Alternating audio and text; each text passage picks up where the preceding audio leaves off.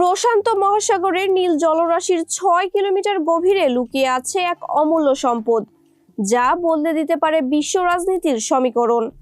চীনের একক আধিপত্যকে চ্যালেঞ্জ জানিয়ে এবার ইতিহাসের সবচেয়ে দুঃসাহসিক অভিযানে নেমেছে সূর্যোদয়ের দেশ জাপান।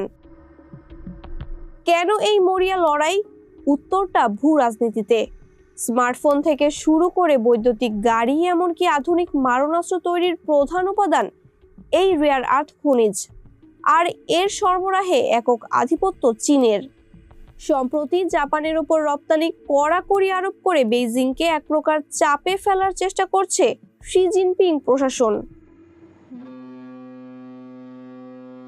টোকিও থেকে ১৯০০ কিলোমিটার দূরে মিনামিতোরি দ্বীপে সোমবার নোঙর তুলেছে বিশ্বের সর্বাধুনিক গবেষণাকারী জাহাজ চিকিউ। লক্ষ্য সমুদ্রের তলদেশের দুর্লভ খনিজ সমৃদ্ধ কাদা বা স্লাজ উত্তোলন। ৬,০০০ মিটার গভীর থেকে বিরল মৃত্তিকা খনিজ আহরণের এমন বৈজ্ঞানিক প্রচেষ্টা পৃথিবীতে এটাই প্রথম। ১৩০ জন ক্রু এবং গবেষক নিয়ে জাহাজটি আগামী ১৪ ফেব্রুয়ারি বন্দরে ফিরে আসার কথা রয়েছে।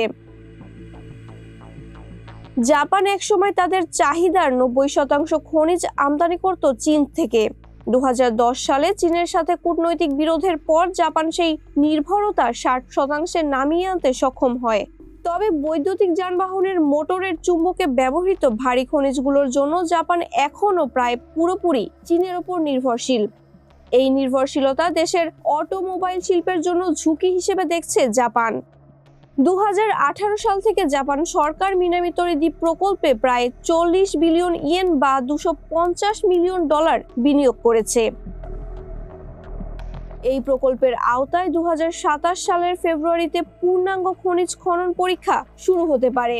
তবে খনিজ আহরণ ব্যয় সাপেক্ষ হওয়ায় অর্থনৈতিকভাবে এটা কতটা লাভজনক হবে তা নিয়ে রয়েছে বিতর্ক। তবে পথটা মসৃণ নয়। জাপানের তৎপরতার উপর কড়া নজর রাখছে চীন। গত বছর এই এলাকায় জরিপ চালানোর সময় চীনা নৌবাহিনীর জাহাজ ওই অঞ্চলের খুব কাছ দিয়ে চলাচল করেছে।